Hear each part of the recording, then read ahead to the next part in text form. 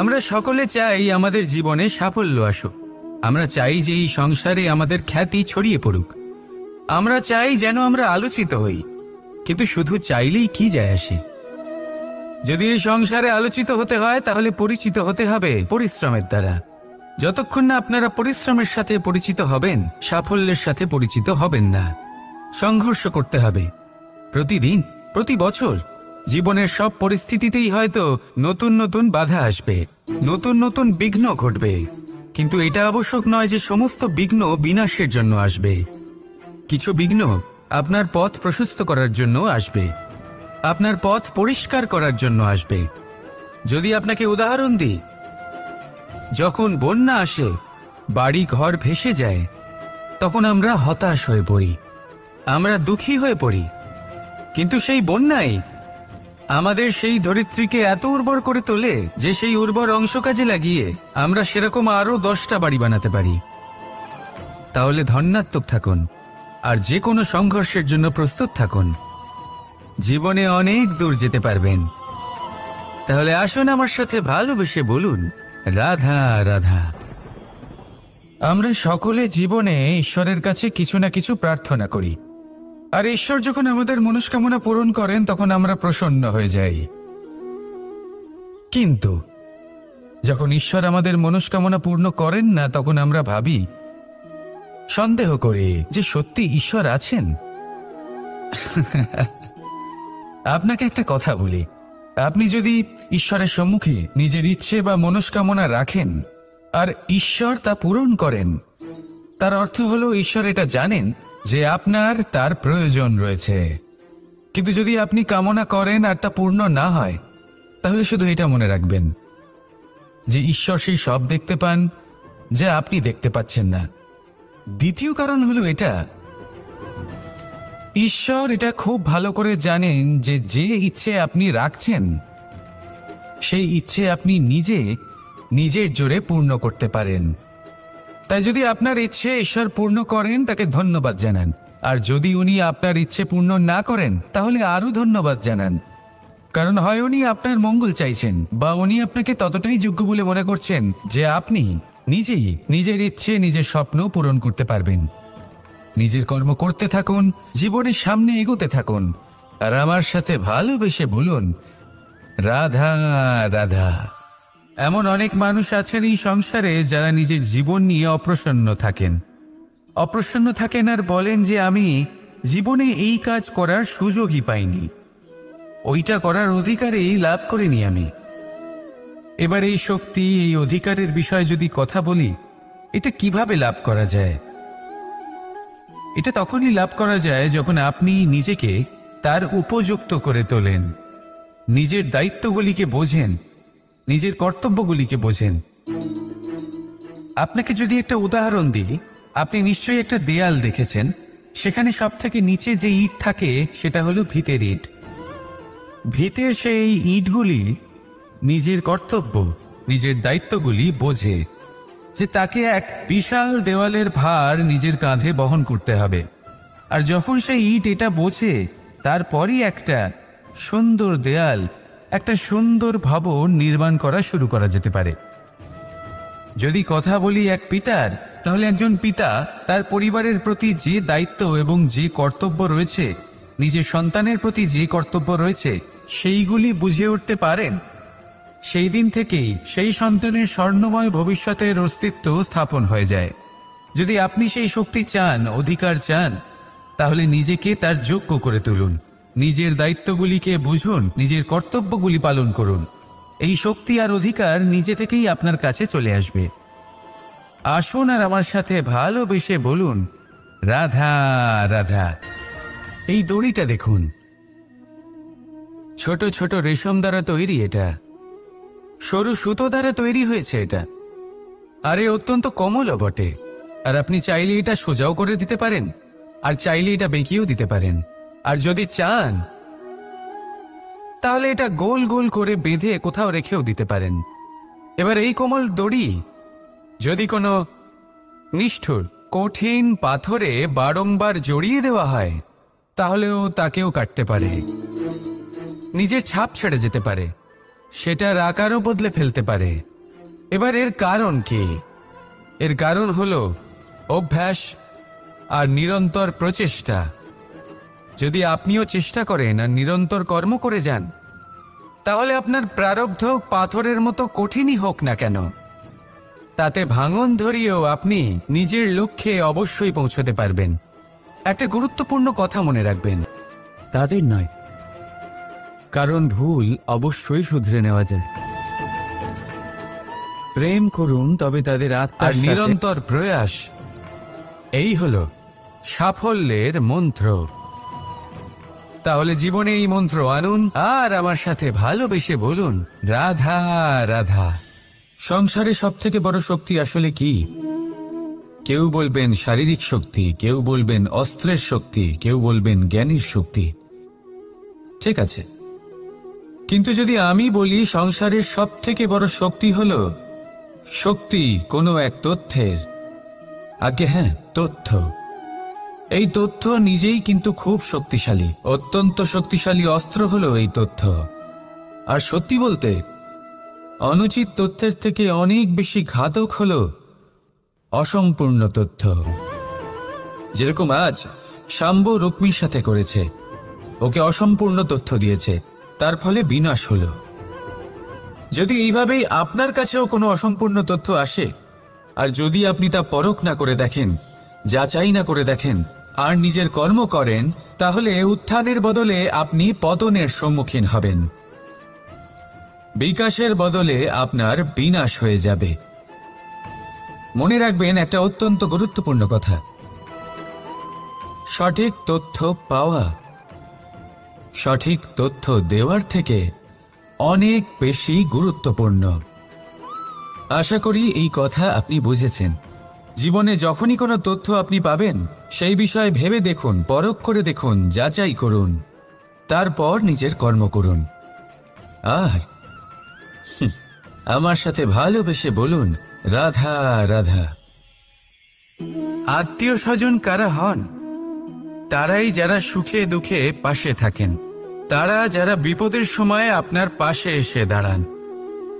এবার দেখুন, একটা প্রশ্ন করব আপনাদের, সব থেকে ঘনিষ্ঠ, আবশ্যক এবং গুরুত্বপূর্ণ আত্মীয় কারা, বিশেষ করে বিপদের সময়? কেউ বলবেন মাতা, কেউ বলবেন পিতা, কেউ বলবেন ভাই বোন, ইত্যাদি ইত্যাদি। এবার ভাবুন, আপনি বড় হয়ে গেছেন, আপনি বাড়ি থেকে দূরে চলে গেছেন। পেট ভরানোর জন্য আপনাকে প্রত্যেক দিন চেষ্টা করতে হয়। এমন সময়ে যদি আপনার জীবনে বিপদ এসে পড়ে, তাহলে কখন আপনার খবর ওনাদের কাছে পৌঁছবে? কতক্ষণে ওনারা সাহায্য করতে আসতে পারবেন?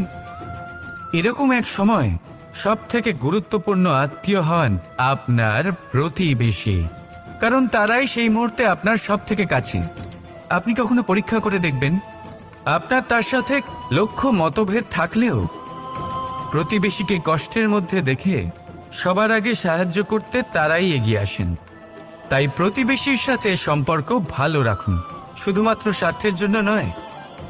এটা হলো শান্তিরও আধার। যদি এই সম্পর্ক ভালো থাকে, তাহলে না কথায় কথায় বিবাদ হবে, না মতান্তর। আর এই সুখী সম্পর্কের ছায়ায় মন প্রসন্ন হয়ে বলবে, রাধা রাধা। সমস্যা। এবারে বলুন, সমস্যা কার জীবনে নেই? প্রত্যেকের জীবনে সমস্যা থাকেই। হ্যাঁ, ঠিক আছে, জীবন আছে যখন, তখন সময়ের সাথে সমস্যাও আসবে। কিন্তু প্রত্যেক সমস্যাই কি সময়ই নিয়ে আসে? না, আপনি সমস্ত সমস্যার দায় সময়কে দিতে পারেন না। বেশিরভাগ সমস্যা তো এমন হয়ে থাকে যাদের আমরা নিজেরাই ডেকে আনি। হে সমস্যা, এসো, আমি তোমার জন্য অপেক্ষা করছি। কিভাবে? এবার এটা নির্ভর করছে আপনার হ্যাঁ বা না এর ওপরে। বেশিরভাগ সমস্যাই এই জন্য আসে যেহেতু আমরা বারবার হ্যাঁ বলতে থাকি, আর বেশিরভাগ সমস্যা এই জন্যই আসে যেহেতু আমরা সঠিক সময় না বলতে পারি না।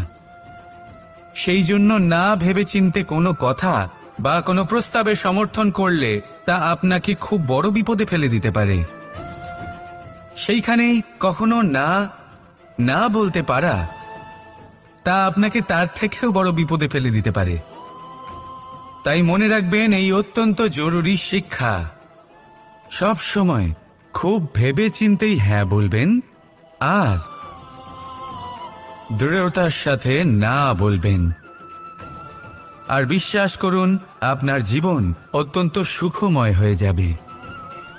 তাহলে আসুন আমার সাথে ভালোবেসে বলুন, রাধা রাধা। সংসারের সব থেকে মারাত্মক প্রাণী কে? কেউ বলবে বাঘ, কেউ বলবে সিংহ, কেউ বলবে সাপ। না, সংসারের সব থেকে মারাত্মক প্রাণী হল একজন ভণ্ড মিত্র। অন্য সমস্ত পশুরা শুধু আপনার শারীরিক ক্ষতি করতে পারে, কিন্তু একজন ভণ্ড বন্ধু আপনার বুদ্ধির বিনাশ করতে পারে, আপনার বিবেকের বিনাশ করতে পারে, ভাবনা চিন্তা করার ক্ষমতা কেড়ে নিতে পারে। একজন ভণ্ড বন্ধু আপনার জীবনকে নষ্ট ও ভ্রষ্ট করে দিতে পারে। তার মধ্যে এত ক্ষমতা থাকে যে সে আপনাকে এমন পতনের পাকে ফেলে দেবে যে সেখান থেকে বেরোনো প্রায় অসম্ভব হতে পারে। আর যখন আপনি সত্যিটা বুঝতে পারবেন, আপনার মধ্যে জাগ্রত হবে প্রতিশোধের ভাবনা, যা কিনা সবার আগে আপনাকেই বিনাশ করবে। তাই জীবনে ভণ্ড বন্ধুর থেকে সাবধানে থাকুন। আর বিশ্বাস, এই বিশ্বাস মানুষের ওপরে ভেবে চিন্তেই করুন। আর আসুন আমার সাথে ভালোবেসে বলুন, রাধা রাধা। ভাগ্য আর কর্ম, এই দুই এমন শব্দ যাকে ঘিরে সমগ্র সংসার। কেউ বলে আমার ভাগ্যে এটা ছিল না, যা পেলে আমার জীবন অন্যরকম হতো। কেউ বলে আমার গত জন্মের কর্ম নিশ্চয়ই এমন ছিল, যে কারণে এই জন্মে এরকম ভাগ্য পেয়েছি আমি। এই সব বাদ দিন আর একবার শান্ত চিত্তে ভাবুন। আপনি বুঝতে পারবেন যে ভাগ্য আর কর্ম এই দুই এই জন্মের। তফাৎ শুধুমাত্র এটাই যে যদি ভাগ্যের কথা বলা হয়, তাহলে আপনি এই ভাগ্যের থেকে যত বেশি আশা করবেন তত বেশি নিরাশ হবেন আপনি। কারণ এই আশা আপনাকে কর্ম করা থেকে আটকায়। যদি কথা বলা হয় কর্মের, তাহলে নিজের কর্মের প্রতি যত বিশ্বাস রাখবেন তত বেশি সফলতা আপনার কাছে আসবে। তাই একটা কথা মনে রাখবেন, ভাগ্য আপনার কর্ম নির্ধারণ করে না, কিন্তু আপনার কর্ম আপনার ভাগ্যকে অবশ্যই নির্ধারণ করে।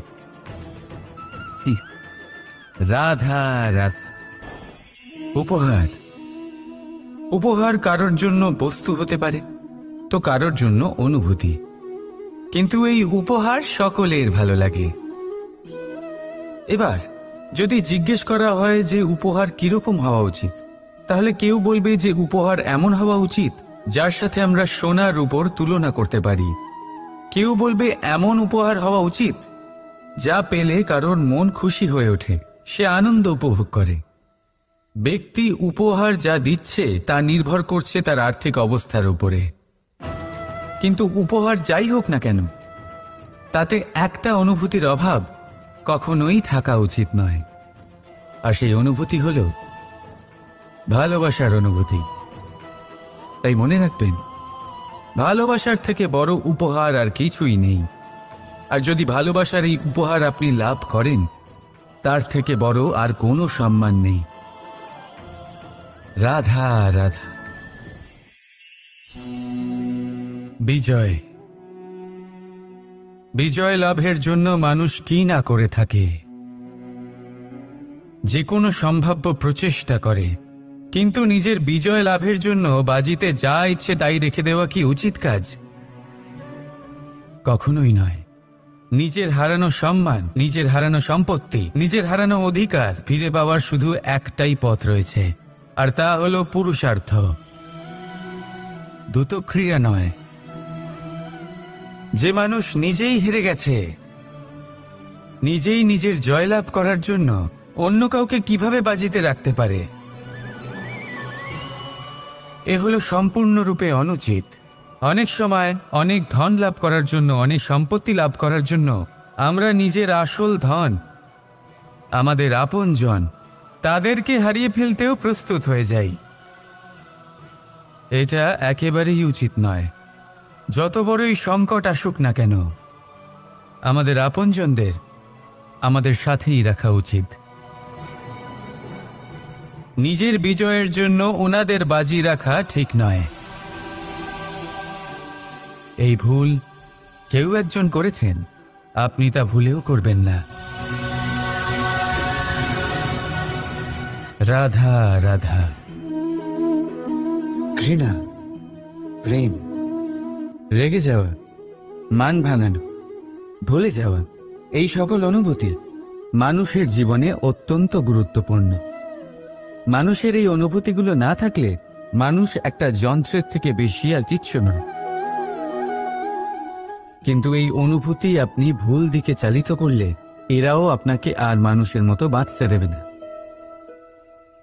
যদি ঘৃণার কথা বলেন, যদি আপনি কোনো ব্যক্তিকে ঘৃণা করেন, সেটা কেন? ব্যক্তিকে ঘৃণা করবেন কেন? ঘৃণা করুন তার স্বভাবগুলিকে, সেই স্বভাবগুলিকে যা সেই ব্যক্তিকে অপ্রিয় করে তুলছে। কারণ স্বভাব পাল্টানো যায়। সেইভাবেই রাগ করুন, কিন্তু তাদের কথায়, তাদের ওপরে নয়। কারণ কথা বদলে দেওয়া সম্ভব। ভুলতে হলে ভুলুন তাদের ত্রুটি, তাদের নয়। কারণ ভুল অবশ্যই শুধরে নেওয়া যায়। প্রেম করুন, তবে তাদের আত্মার সাথে, তাদের অনুভূতির সাথে, শরীরের সাথে নয়। কারণ শরীর হলো নশ্বর। বলুন, কিন্তু খারাপ ভাবে নয়, ভালোবেসে। রাধা রাধা। এই পুকুর দেখছেন আপনি? বাচ্চা, বৃদ্ধ, যুবক, যাকেই আমি জিজ্ঞেস করব এটা কি, সবার উত্তর সেই একই হবে।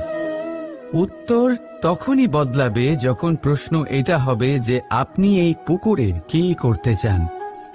কেউ বলবে আমি এমনি এর পাড়ে বসে এই জল স্পর্শ করে ঠান্ডা হাওয়ার আনন্দ অনুভব করতে চাই। কেউ বলবে আমি পুকুরে সাঁতার কাটতে চাই। কেউ বলবে কাগজের নৌকা বানিয়ে আমি এতে ভাসিয়ে দিতে চাই। কেউ বলবে আমি মাছ ধরে নিজের জীবন যাপন করতে চাই, ইত্যাদি ইত্যাদি। আপনাকে একটা কথা বলে রাখি, আমাদের জীবনও এই পুকুরেরই মতন, একই রকম। কিন্তু আমরা এই জীবন নিয়ে কি করব, সেই সিদ্ধান্ত আমাদের। এই পুকুরে আপনি মুক্তও পাবেন, আবার পাঁকও পাবেন। যদি আপনি মুক্ত পেতে চান, তাহলে এই পুকুরের গভীরে আপনাকে যেতে হবে। ততটাই চেষ্টা করতে হবে যতটা করলে আপনি সেই মুক্ত অর্জন করতে পারবেন। না হলে শুধু পাকে হাত পড়বে। তাই যা আমি সর্বদা বলে থাকি, সিদ্ধান্ত আপনার। রাধা রাধা।